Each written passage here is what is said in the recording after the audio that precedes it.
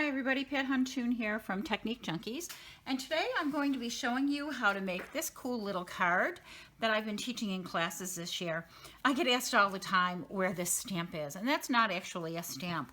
And we're going to make two cards for one today, 2 for 1 today. We're going to be using Nouveau Gilding Flakes. These are the three colors that Nouveau makes the flakes in currently. We have Radiant Gold, Sun-Kissed Copper, and Silver Bullion. And if you've ever watched anyone use flakes of any kind, you'll notice that they don't actually use these particular containers to use the flakes. When you get flakes and you open them, they are very compressed within here.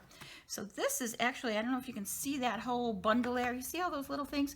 Flakes are made in long flat sheets and then they're pressed together and then they're put into these jars. So you need to actually pull them apart. So the best way to do that is to not use these jars, which are little, but move them into a secondary container. I just like to put mine into little Tupperware containers, little Gladware containers, whatever. And as I take them out of the regular container, and I just pull them apart. And you notice I left a lot of airspace here between the top and the bottom. I could fill this up more, but if I do that, then what'll happen is when I lift the lid off, everything goes flying. These are very light. This is a very lightweight product, so it has a tendency to fly a little bit.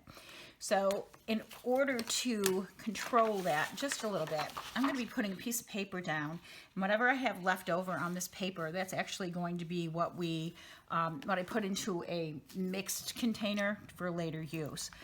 I'm actually starting with 2 pieces of cheap paper that I have put through my Xyron, my double-sided Xyron adhesive. And the reason I did that is because I want to expose an adhesive edge. Now, if you don't have a Xyron, get some carpet tape, get something, some sort of double-sided adhesive in big sheets. Now, you can buy carpet tape online. Be careful when you buy carpet tape that it doesn't have a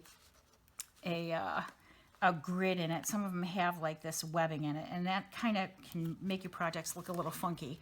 And then I'm just going to cut this a little bit and see if I can trick this into letting me pull it up. There we go. And I'm just going to take the backing off of this, which is just plastic backing that comes when you use a Xyron itself. I'm going to be doing both of these pieces at once because this is a twofer kind of, can you see how sticky that is? You want to try to not touch that as much as possible. Peeling that off, exposing the stickiness. This is sticky side up, and hopefully I'm on camera for both of this. Sticky side up. Check my camera there. Yeah, I'm on camera. All right. And then I'm just going to be taking from my container, be putting all 3 of the colors on this because I like all 3. Can you see how flyaway that is? And I'm just dropping some on there to start. Just dropping a bunch on there. My pieces are a little small because I've been using these a lot. And drop some gold on there. And drop some silver on there. You notice I close them right up again because I don't want this stuff all over my studio if I can avoid it. I will have it in my hair. I will probably breathe it in tonight because I'm doing a few videos with these. Why not use all the sticky stuff right away?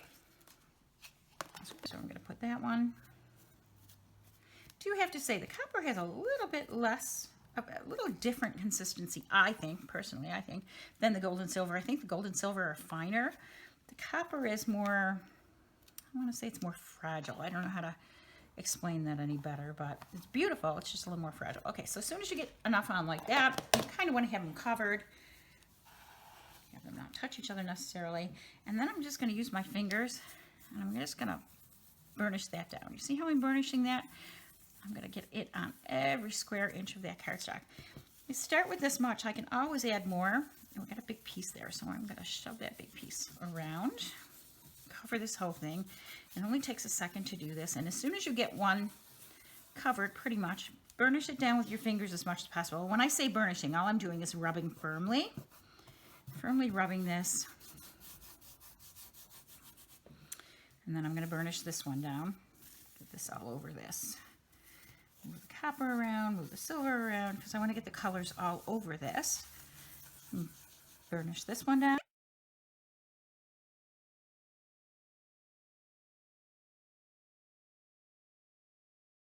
If I have an enormous big excess of this, I would put the bigger pieces, as many as I could gather, into something I call mixed grill, which is all 3 colors mixed together.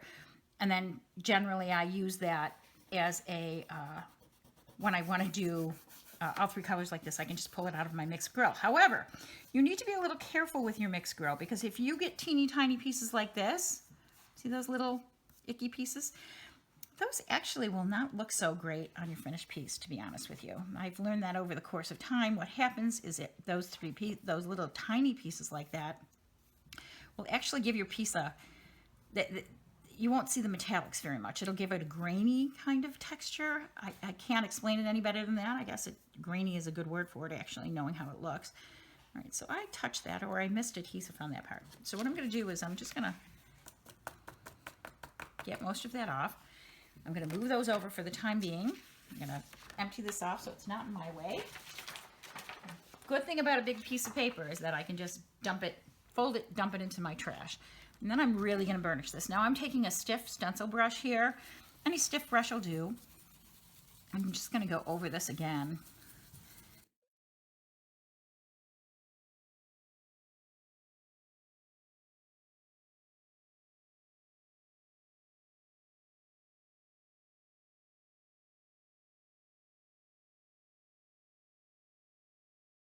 Pretty flat. And you can really see how beautiful this is. It looks like a piece of metal, doesn't it? Multicolored metal. It's so pretty. These gilding flakes are so gorgeous. I just think they're so pretty. And then I'm going to get rid of this. So I just wanted to move all that off. Now here's the trick of this technique. Now I have 2 pieces that are fully loaded with gilding flakes. I'm going to take one and put it upside down in an embossing folder. I'm going to take the other one and put it right side up. So they're going to be back to back. Non-glittery side, again, a non-gilded side against non-gilded side. I'm just going to stick them in there. Okay, so you can see it's gilding on both, and these are going to be opposite. So I'm running this through my Cuttlebug, and I will be right back. Okay, so there is the piece embossed, and I ran this through a few times, frontward, backward, backward, just because it's a little thicker than it would normally be if you just had one piece of paper in there, but it's just a normal embossing sandwich. And I said Cuttlebug, but you could use a Big Shot or whatever embosser you have. So you simply open the folder and pull it out. So one side is embossed, that's this side, and the other side is debossed, that's this side. This is the opposite side of the folder. And it's really which look you like better. So what I'm going to do, I'm just going to take some Stays-On jet black ink, and hopefully this has some ink on it. Some of my jet black ink pads are dry. And I like to use Stays-On jet black because it does have a firmer, you see how firm the surface is, and it also sticks to the gilding flakes. So I'm going to make sure I don't have any little gilding flakes all over the place so I don't mess up my black ink pad. And I'm just going to rub this over this and gently. Okay, you can see how the black ink transfers to every area that's lifted. And this is the debossed portion. So it's going on, you can already see how beautiful it is. This is like magic, isn't it? It's really quite cool. So I'm just putting it on the debossed portion. And again, I'm trying not to touch this too much with my fingers until that ink dries. And it just takes a minute or two for it stays on to dry. I love this flavor. I'm like one of these people who can smell Stays-On all the time. Not everybody can. Some people find it disgusting, but I kind of like the cherry almond flavor, whatever you want to call it. So I'm going over that until I get the depth of color of black that I want. If I just want a light coloring over it, I can do it light, but I'm choosing to really make this nice and black. Now I'm using just regular pressure. I'm not pressing too hard, so I'm not getting into the holes, and I'm not really being too cautious either. I'm just rubbing it over as if I was going to put ink on paper. Look how pretty that is. That is just gorgeous. I'm going to move that one to the side. I'm going to grab piece number 2, and this is the embossed one. And again, I'm just rubbing it over it, and you notice I'm going in circular motions. I know I'm not doing tap, tap, tap. Tap, tap, tap is not going to work on this particular technique. You have to rub it. And any area that I find it didn't cover, I'm just going back over.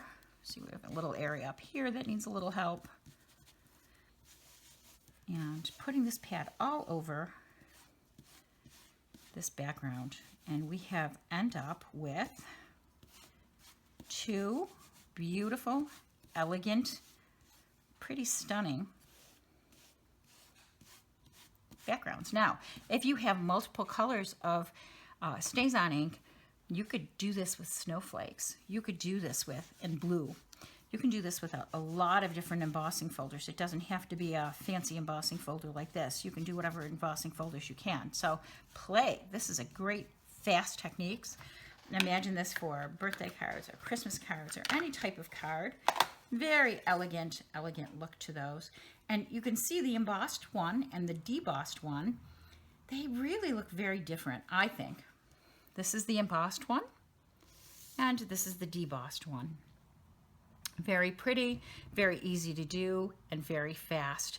I'll show you the finished cards in the, well, you saw the finished card in the front of the video, but I'll show you again. And thank you for coming by today. I hope you've enjoyed this video. If you have, please give us a thumbs up and or subscribe to the channel. And I'll see you next time. Thanks for watching.